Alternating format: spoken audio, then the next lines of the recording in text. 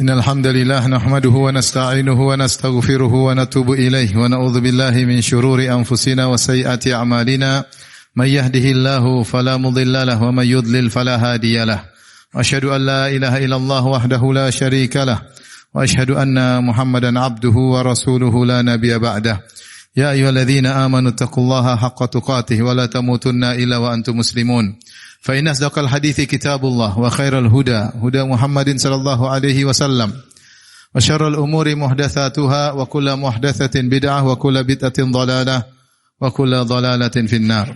Ma'asyiral muslimin, usikum wa nafsi bitaqwallah faqad fazal muttaqun. Sungguhnya di antara hamba-hamba Allah yang sangat mulia adalah Nabiullah Musa alaihissalam. Yang Allah telah mengatakan, Ya Musa, inni istafaituka 'alan nasi bi risalati wa bi kalami. Wahai Musa, aku telah memilih engkau dari kalangan manusia dengan risalah, yaitu aku mengangkat engkau menjadi seorang rasul, wa bi kalami, yaitu aku mengajak berbicara langsung dengan engkau. Makalah jadilah Musa diberi gelar dengan kalimullah, yaitu nabi yang Allah berbicara langsung dengannya. Karena tidak semua nabi Allah berbicara langsung dengannya. Di antaranya Nabi Musa alaihissalam.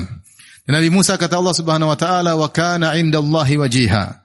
Beliau adalah orang yang memiliki kedudukan di sisi Allah Subhanahu wa taala. Di antara kedudukan atau bukti kedudukan Nabi Musa alaihissalam, beliau pernah berdoa kepada Allah Subhanahu wa taala, waj'alli waziran min ahli Harun akhi.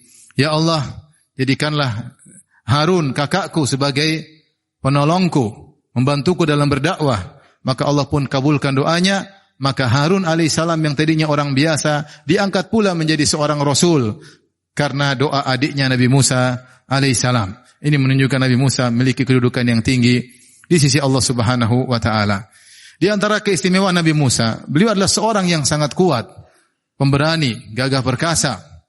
Sampai Allah sebutkan di antara kekuatannya, beliau pernah memukul seorang sekali hantam langsung mati. Kata Allah Subhanahu wa taala, "Wa dakhala al-madinata 'ala hini ghaflatin min ahliha, fawajada fiha rajulaini yaqtatilani hadha min syi'atihi wa hadha min aduwwihi.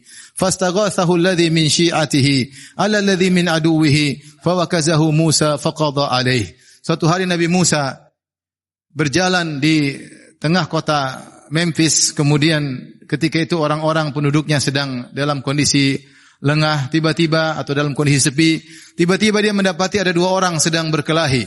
Yang satu dari pengikut Fir'aun, yaitu suku Kipti, yang satu dari pengikut Nabi Musa, yaitu dari Bani Israel. Maka yang dari suku Bani Israel minta tolong kepada Nabi Musa. Maka Nabi Musa pun menolongnya, maka dia memukul sekali pukulan terhadap pengikut Fir'aun tersebut, fawakazahu Musa faqada alaih, sekali pukul maka tewaslah orang tersebut. Ini menunjukkan bagaimana kuatnya Nabi Musa alaihissalam. Banyak ulama mengatakan Nabi Musa tidak bermaksud membunuhnya, tetapi pukulannya terlalu keras, maka langsung meninggal dunia. Di antara hal yang menunjukkan tentang kuatnya Nabi Musa alaihissalam, Nabi Musa alaihissalam suatu hari sedang mandi bersama Bani Israel, sebagaimana diriwayatkan Imam Al-Bukhari. Kemudian dia meletakkan bajunya di sebuah batu. Tiba-tiba batu tersebut berjalan, membawa lari bajunya. Maka dia pun naik dari sungai tersebut, lantas dia mengejar batu tersebut. Dia berkata, Thawbi ya hajar thawbi. Wahai bajuku, wahai batu, bajuku, jangan bawa lari bajuku. Maka dia kejar batu tersebut sehingga dia mendapati batu tersebut. Fa'akhadha thawbahu fatafiqa bil hajari dharban. Maka dia ambil bajunya, kemudian dia mulai pukul batu tersebut karena bawa lari bajunya. Apa kata Abu Hurairah ketika meriwayatkan hadis ini? Wallahi innahu lanadabun bil hajar sittatun aw sab'atun darban bil hajar. Sungguh terlihat di batu tersebut bekas pukulan ya Nabi Musa 6 pukulan atau 7 pukulan. Subhanallah, begitu kuatnya dia mukul batu sampai bekas pukulan tersebut ada di batu tersebut ya. Menunjukkan kuatnya Nabi Musa alaihissalam.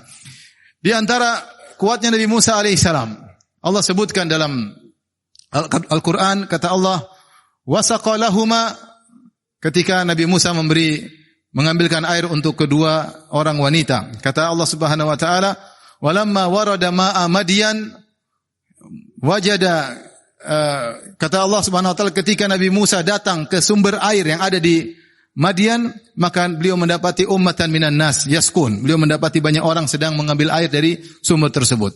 Wa wajada min dunihim imra'ataini tadhudan. Tiba-tiba ada dua orang wanita yang menghalangi kambing mereka untuk pergi ke sumur. Mereka tidak ikut bercampur dengan para lelaki tersebut. Maka Nabi Musa mendatangi mereka berdua. Nabi Musa berkata, "Ma khatbukuma?" Kenapa kalian tidak mengambil air dari sumur? Qalata, kedua wanita ini berkata, wanita soleh ini berkata, "La nasqi hatta yusdira ar-ri'a wa abuna syaikhun kabir." Kami tidak akan ambil air sampai para lelaki pergi meninggalkan sumur. Kata Allah, wasaqalahuma, maka Nabi Musa pun mengambil air untuk mereka. Disebutkan oleh para ahli tafsir, sumur yang sudah ditutup dengan penutup terbuat dari batu, maka Nabi Musa mengangkatnya sendirian, padahal penutup sumur tersebut tidak bisa diangkat kecuali sekitar 8 orang. Ternyata Nabi Musa bisa angkat sendirian, kemudian dia buka tutup sumur, dia ambil air buat kedua wanita tersebut. Maka terlihatlah bagaimana kekuatan Nabi Musa alaihissalam. Kemudian juga di antara keberaniannya, bagaimana dia berduel, datang ke Fir'aun, yang kita tahu Fir'aun begitu hebatnya, begitu bengisnya, begitu sangarnya, ya. Kemudian Nabi Musa menantang Fir'aun sehingga Fir'aun memanggil para penyihir untuk berduel dengan Nabi Musa alaihissalam. Kata Nabi Musa, "Qala mau'idukum yaumuz zinati wa ayyuhsyaran nasu duha." Tempat duel kita yaitu ketika hari raya kalian. Di pagi hari di waktu duha, sehingga terjadilah duel antara Nabi Musa, ada yang mengatakan dengan ratusan penyihir, ada yang mengatakan dengan ribuan penyihir, dan dia sendirian menghadapi mereka, ditonton oleh seluruh penduduk Mesir ketika itu, dan beliau tidak tegar menghadapi para penyihir-penyihir tersebut. Ini sekelumit tentang kuatnya dan hebatnya, beraninya Nabi Musa alaihissalam. Namun ternyata di balik keberaniannya tersebut, beliau sangat lembut sama istrinya. Ada seorang wanita pernah memuji suaminya sebagaimana dalam hadis Aisyah radhiyallahu taala anha. Dia berkata, "Zauji in kharaja asid wa in dakhala fahid." Sungguhnya suamiku kalau keluar rumah seperti singa, garang, luar biasa, jago. Tapi wa in dakhala, kalau masuk rumah seperti fahid, seperti macan. Para ulama menjelaskan macan itu dia kuat, tetapi dia sering tidur, dia sering pura-pura tidak tahu. Digambarkan kalau istrinya berbuat kesalahan, dia sering maafkan, dia tidak selalu menegur karena dia sayang kepada istrinya. Demikian juga Nabi Musa alaihissalam, di balik kekuatannya, kehebatannya, ternyata dia begitu sayang kepada istrinya. Aqulu qouli hadza, astaghfirullah li wa lakum wa lisal muslimin kulli dhanbin khati'a innahu huwal ghafurur rahim.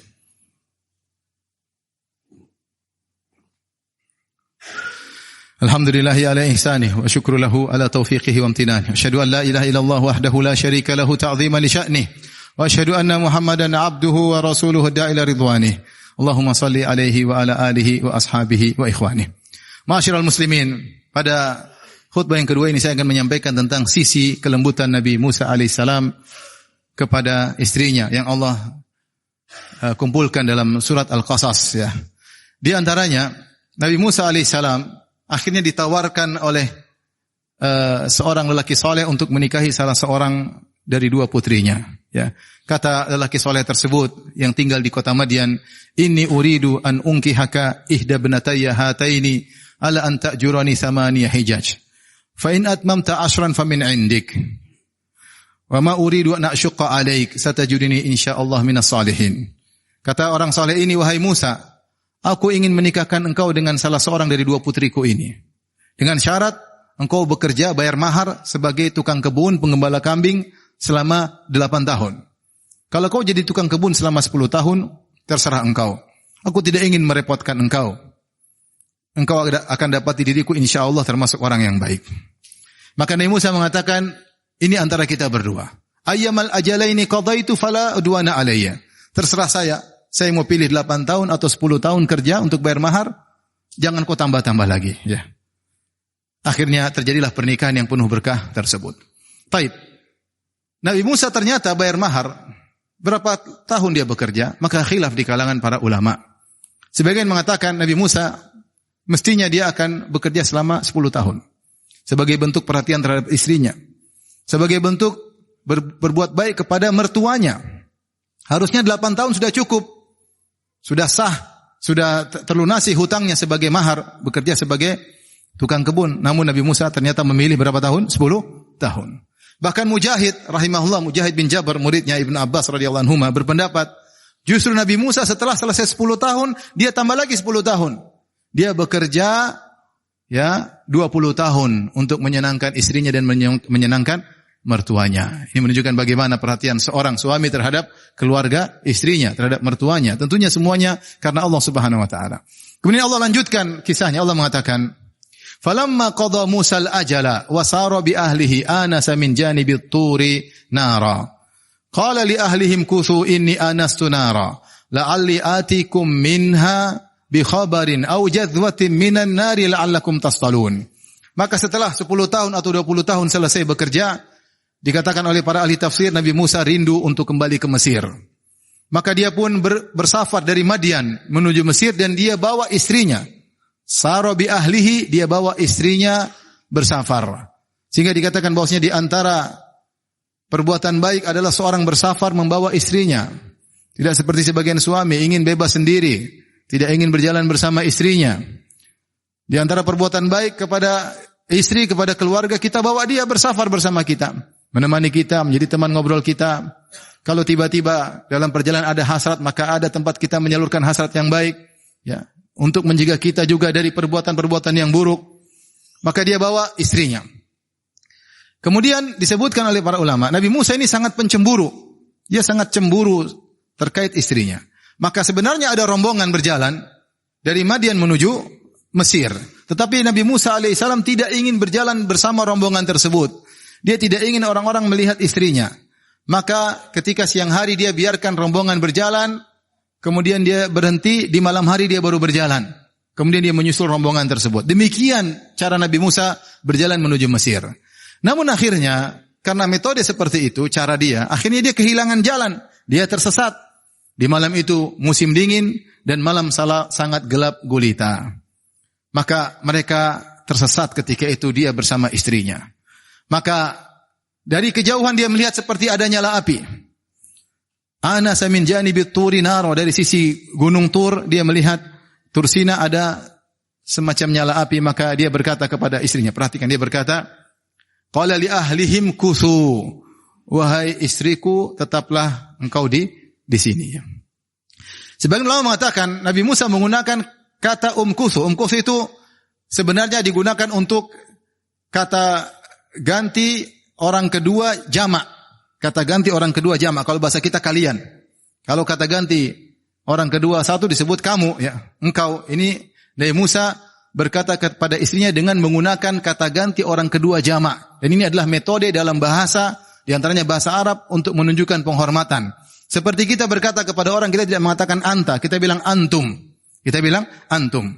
Sebagaimana Nabi Muhammad SAW ketika turun dari Gua Hira, kemudian dia ketakutan, maka dia berkata kepada istrinya Khadijah, satu orang, dia berkata, zammiluni, zammiluni, yaitu kalian selimuti aku, hendaknya kalian selimuti aku. Padahal istrinya cuma satu orang, tapi dia mengatakan engkau dengan kalian sebagai bentuk penghormatan.